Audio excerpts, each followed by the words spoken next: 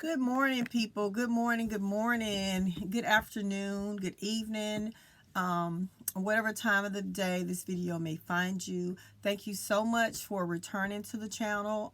If you're new to the channel, thank you for visiting. This channel is all about healing. I talk about relationships, families, how all of this whole world thing connects with us and us living here in peace as God's children. So let's get to this video here. Um, I wanted to do a video today on narcissists and future faking. Okay. And I just wanted to talk a little bit about a couple of my own experiences with future faking. Okay. Um, and these here are experiences that I had with my soon-to-be ex-husband.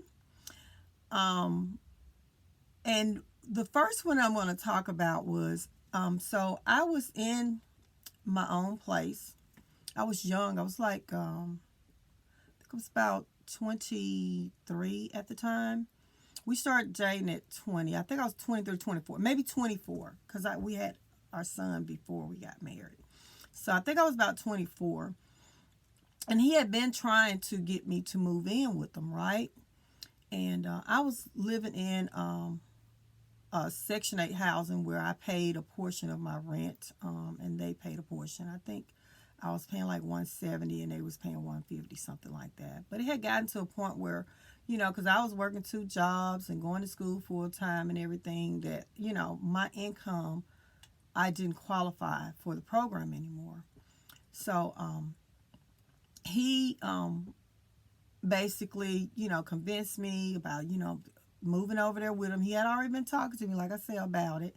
And he mentioned about us getting married and, going over there to that house, because it was an old air house of his family's, y'all. Old house. And we already had a son.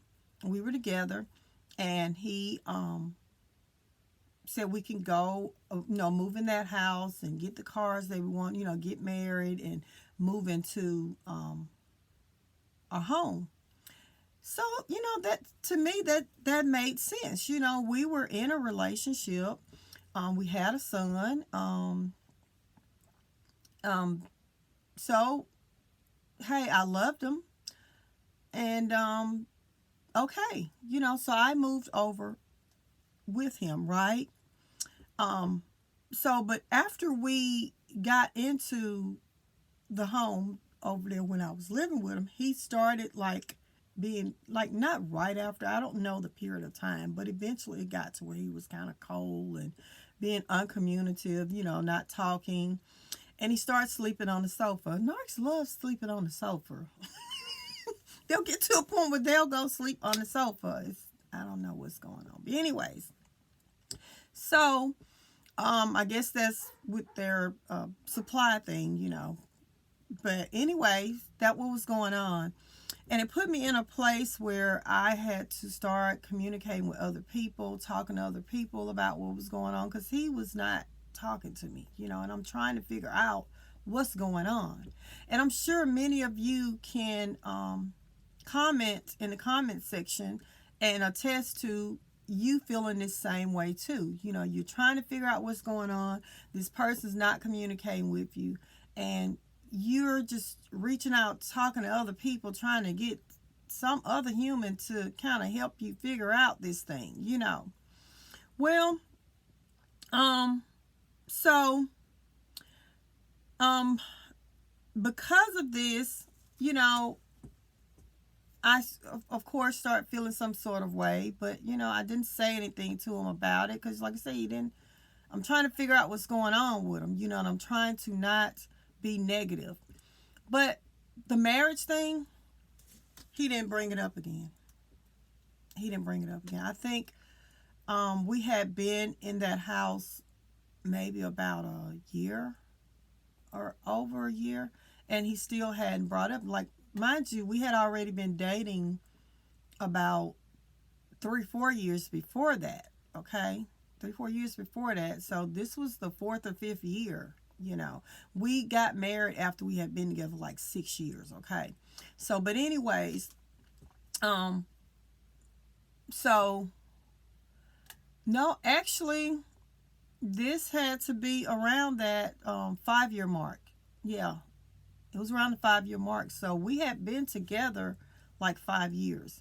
But like I said, the whole marriage thing never got brought up again. But, the thing that he talked to me about and said that we were going to do before I moved in with him. But once I moved in with him, he felt like he didn't have to do it. And I think he felt like he had me because I was trapped, I think, he thought. Because now he's got me over here, and then I've given up my apartment, which was a Section 8. But what he didn't understand was at that point, I was making enough money that I didn't need any assistance from anywhere. So I could actually go and rent my own place with my own money. He didn't think about that thing. But anyways, so yeah, he future faked me with that. Talked to me about marrying, to get me to move in with him. Once I moved in with him, he shut it down. The discussion of marriage never came up again, right? So,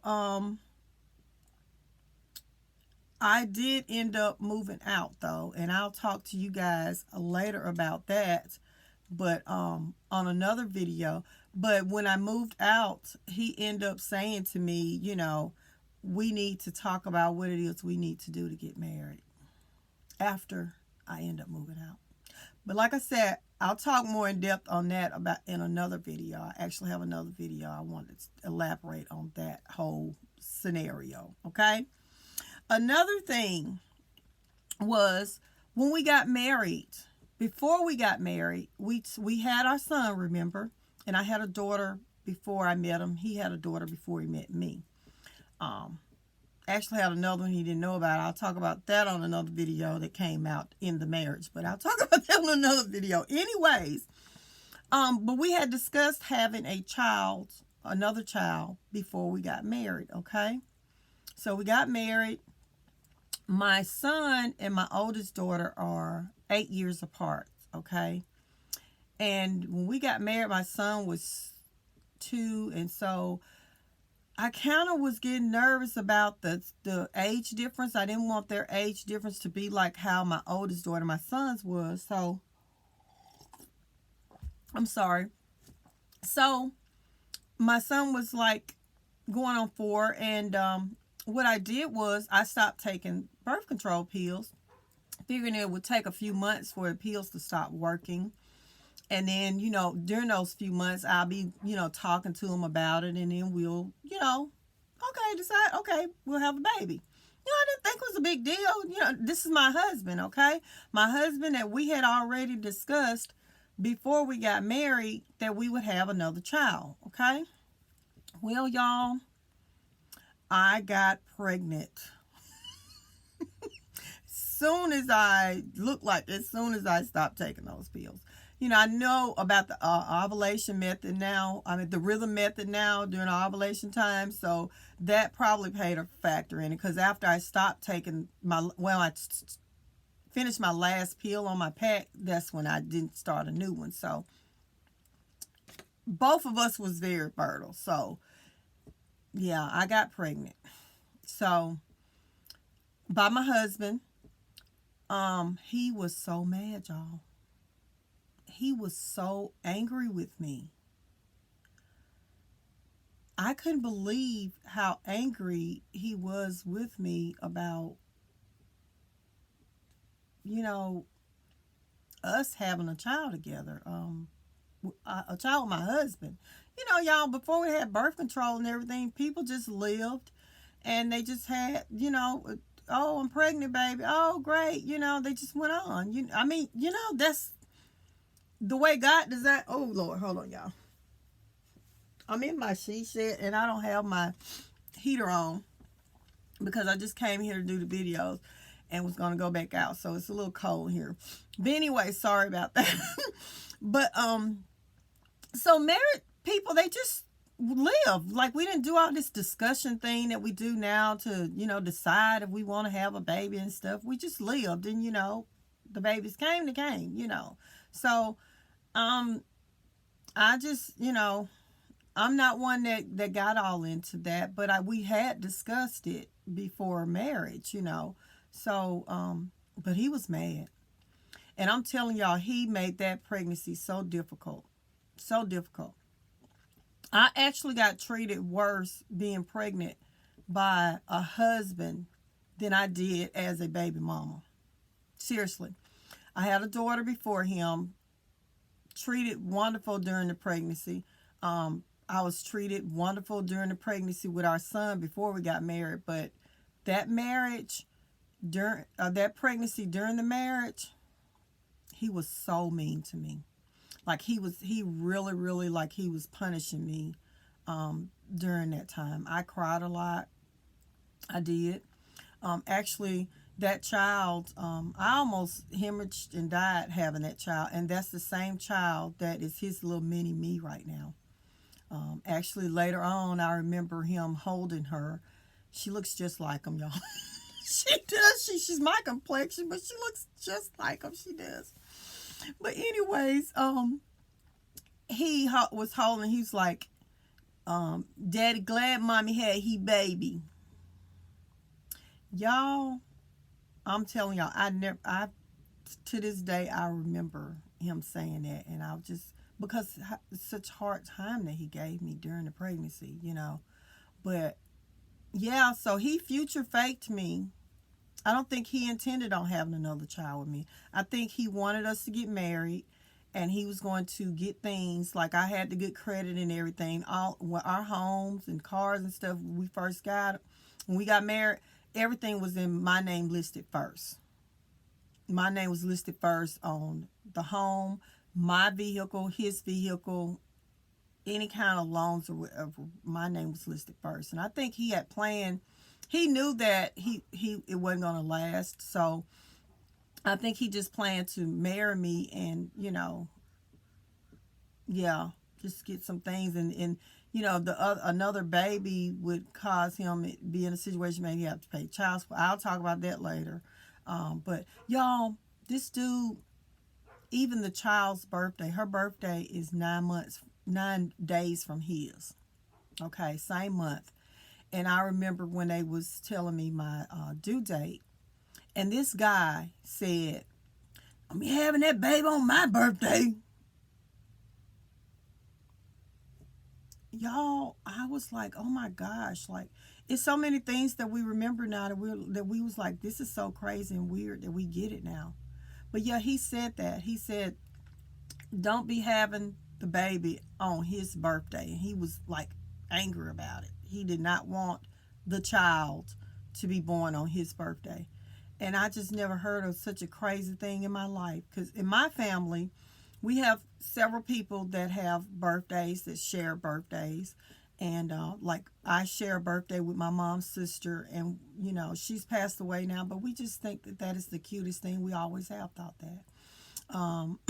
My oldest sister actually had C-sections, and one of her C-sections dates was on my youngest sister, one of my youngest sister's daughter's birthday, and she picked that day so her daughter could have the same birthday as our niece.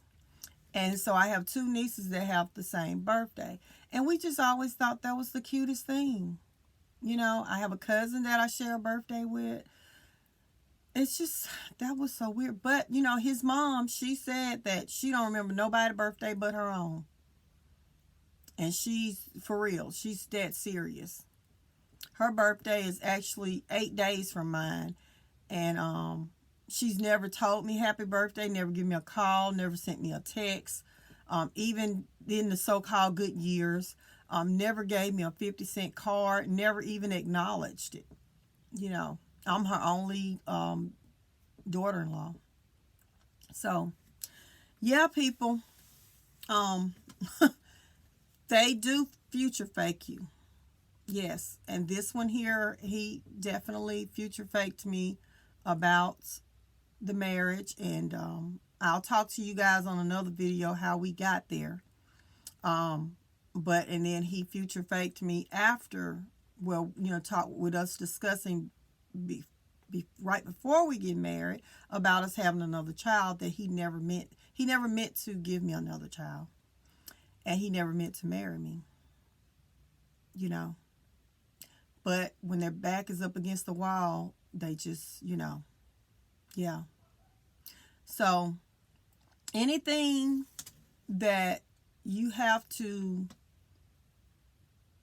but you know, I didn't even have to force him about to talk about the baby. He just said that, I think, just so I can go.